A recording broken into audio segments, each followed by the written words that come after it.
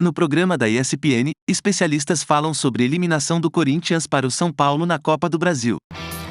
Muito bem, fãs de esportes, a gente está de volta já com os melhores momentos para vocês da partida lá no Morumbi. Enquanto isso, já dou boa noite para os nossos comentaristas, eles também vão falando sobre a partida. Um beijo para você, Fábio Luciano conosco. Boa noite, bem-vindo ao Sport Center. Oi, Marcela, boa noite a você, boa noite ao Zupac, boa noite a todos, né? Parabéns especial aos São Paulinos, né? A torcida tricolor, aos jogadores do São Paulo, que conseguiram essa classificação à final da Copa do Brasil.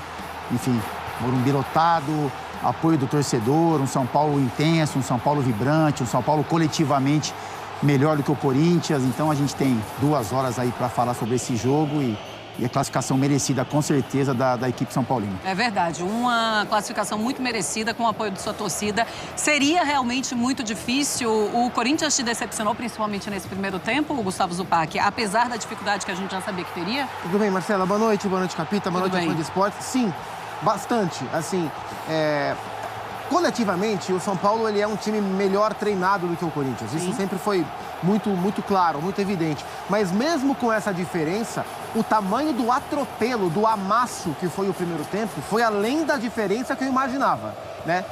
O São Paulo se classificou com muita justiça. O São Paulo jogou melhor os 2 jogos, né? O São Paulo jogou melhor em Itaquera, o São Paulo jogou melhor no Morumbi. A diferença é que em Itaquera, o individual resolveu, que era o Renato Augusto. E no Morumbi, além do individual ter mudado de lado, porque foi o Lucas Moura o grande destaque, o coletivo fez a diferença. Então, assim, em Itaquera, o individual resolveu o jogo. No Morumbi, o coletivo resolveu o jogo. Isso fala muito sobre o que é o São Paulo, o que é o trabalho do seu técnico, o que é o Corinthians, o que é o trabalho do seu técnico e os valores individuais também. Então, tem muita coisa para ser dita sobre as duas equipes coletivamente, sobre a atuação do Lucas. A gente poderia ficar 1 hora do programa, gastar metade do programa só para falar do Lucas. A atuação do Lucas hoje me lembrou a atuação do Raí na final do Campeonato Paulista de 98. Quando a atuação de quem? Do Raí. O Raí desembarcou de avião na véspera da final de 98. O Corinthians havia vencido o primeiro jogo por 2-1. O São Paulo conseguiu uma virada com uma atuação sublime do Raí. E o Lucas teve hoje uma das grandes atuações da sua carreira. Assim, é claro que a melhor delas é a do Tottenham contra o Ajax, aquela coisa toda. Mas o que o Lucas fez hoje, como ele foi importante para o jogo de hoje, foi um escândalo, né? Então, assim, tirando os últimos, essa época aí do jogo, né? Chute do Rojas e tal, os últimos 15 minutos mais acréscimos, quando o Corinthians de fato... Coloca uns 20, vai, Zupac. Vamos colocar uns 25 com os 20, acréscimos. 25 é demais, assim, dos 30 até o fim do jogo. Tirando esse recorte, São Paulo foi imensamente superior e, assim, atropelou o Corinthians durante a maior parte do jogo. Esteve quase sempre mais perto do 3-0 do que o Corinthians do 2-1. E por isso, com toda a justiça, numa noite que o tricolor nunca vai esquecer, o que foi vivido hoje no Morumbi não será esquecido jamais por quem jogou e por quem foi arquibancada e as outras cadeiras. Então, uma classificação muito justa. Sim. E parabéns ao São Paulo, finalista com muito mérito. 62 mil torcedores estavam no Morumbi hoje. Realmente, recorde público do ano. E recorde de renda também, né? 8 milhões. 8 milhões. 8 milhões foi a renda para esse jogo de semifinal da Copa do Brasil. Então, mas depois que o jogo termina, né, e o resultado está feito, parece que é mais fácil da gente falar. Porque, assim, o São Paulo, ele se preocupou em muitos momentos com o Renato Augusto, né? Então, assim, aonde o Renato Augusto se movimentava, sempre tinha uma marcação mais próxima, enfim.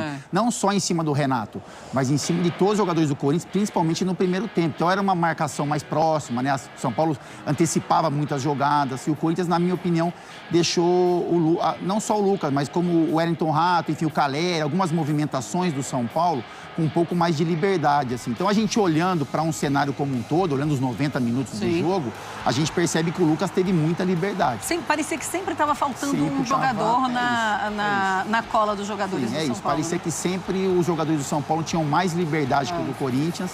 E aí tem uma questão também de qualidade, né? Se o Corinthians tem no Renato Augusto, no Rojas, quando entra também, o São Paulo tem jogadores que talvez não tenham o mesmo status, o mesmo nome, mas são jogadores de movimentação, de boa qualidade no passe. Então, com o espaço que o Corinthians deu hoje, acabou facilitando o trabalho São Paulino, né? Além da qualidade que esses jogadores têm.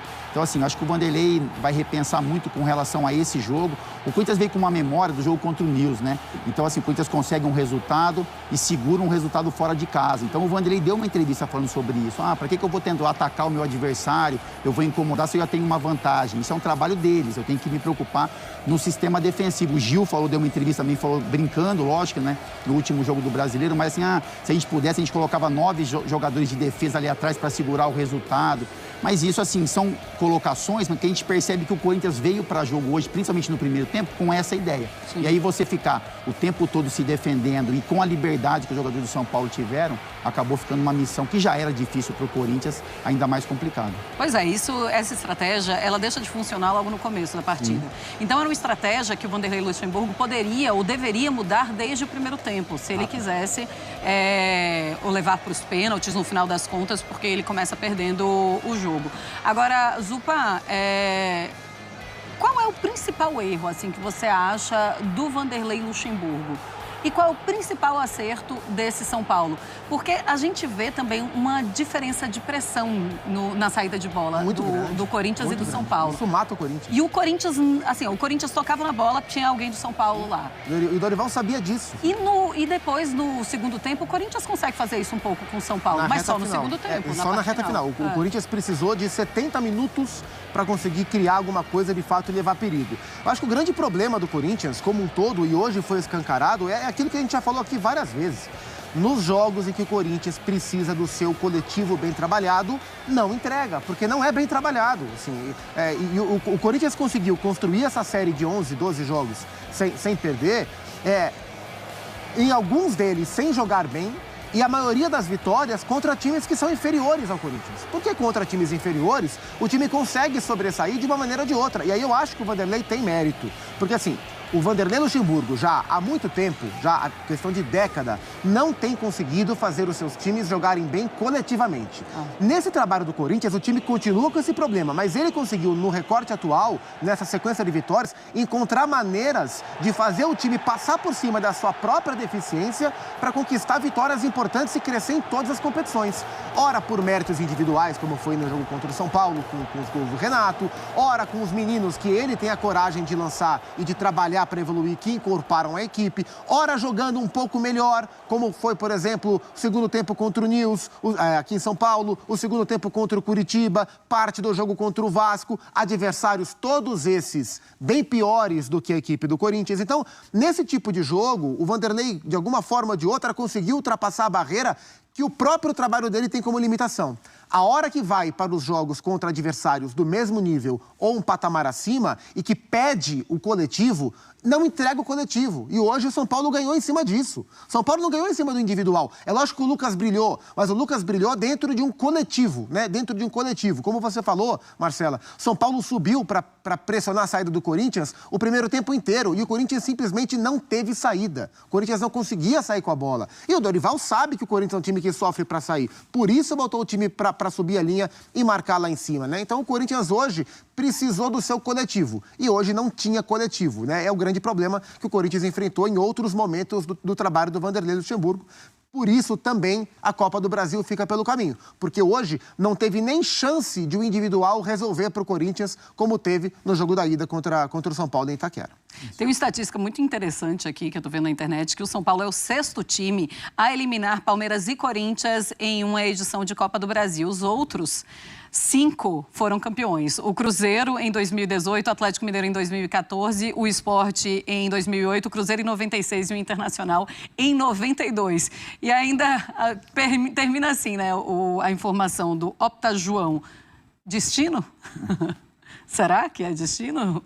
Marcelo, é um momento especial do São Paulo, né? O São Paulo que não tem essa conquista, eu acho que tem um interesse grande da instituição também com relação à Copa do Brasil. É um time, como a gente já falou algumas vezes aqui já no programa, coletivamente muito forte, né? Que entende as ideias do Dorival.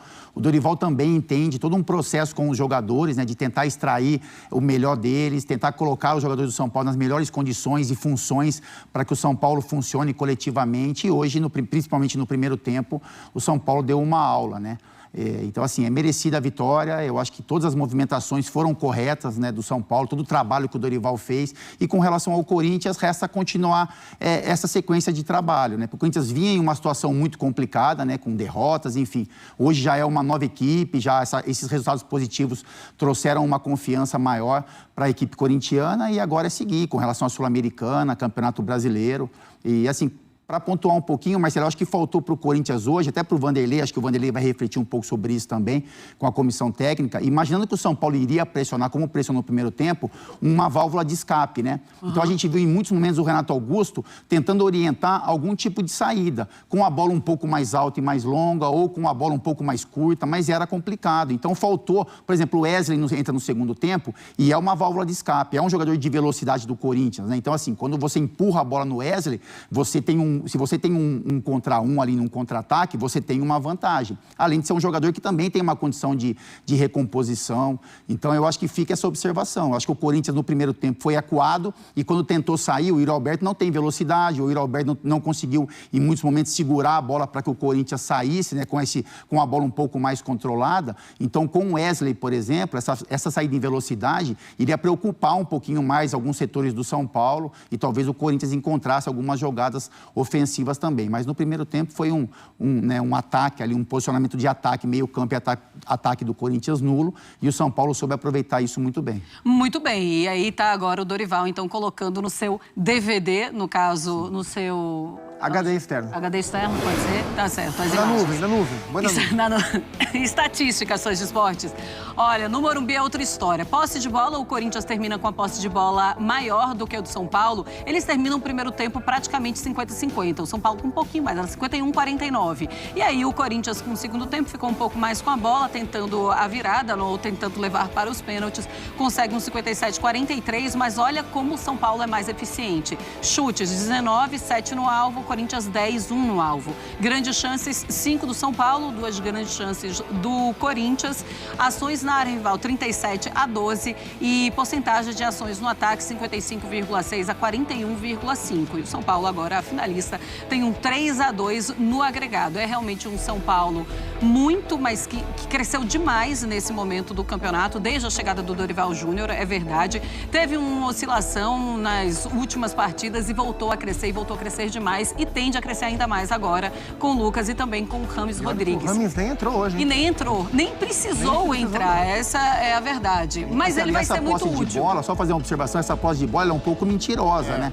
Porque assim, o São Paulo tem um pouco menos de posse de bola, ou igualou no primeiro tempo, porque era um time muito vertical. Sim. Então assim, era marcação sob pressão e tentar o ataque, tentar finalizar o mais rápido possível. O Corinthians não, o Corinthians teve a bola, mas assim, em momentos do jogo que o São Paulo respirava, e você percebia isso, o São Paulo fazia uma pressão muito grande. Quando o Corinthians se estabelecia um pouco, o São Paulo recuava um pouco e deixava o Corinthians trabalhar a bola no setor de meio campo. Sim. Então, essa posse de bola que o Corinthians teve. Quando o Corinthians tentava entrar um pouquinho no espaço do São Paulo, aí o São Paulo já apertava a marcação, roubava a bola e tentava também sair no contra-ataque em busca do resultado. Então, quando a gente olha, o Corinthians teve 50 e poucos %, nos 20, 15 minutos finais, realmente o Corinthians teve uma pressão maior, ocupou o espaço ofensivo, mas durante a maior parte do tempo foi isso. O Corinthians tentando controlar a bola para como se fosse manter um resultado, e o São Paulo, quando roubava a bola, já verticalmente, né, as jogadas mais verticais em busca do gol. E quando estava 0-0 e o São Paulo precisava construir a vantagem, a gente estava falando, né, nesse recorte, os primeiros 20 minutos, de 65% de posse para o São Paulo. Sim. Então, a posse de bola, ela foi sendo construída durante o jogo de acordo com a necessidade do São Paulo na partida. Quando precisou muita posse, aí tinha vantagem, mais posse, porém menor.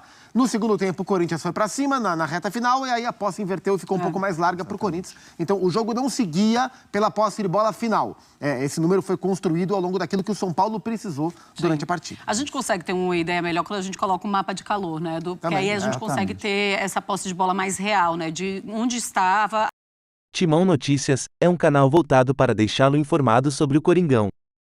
Para manter-se atualizado, inscreva-se no canal, deixe seu like e compartilhe com outros do Bando de Loucos.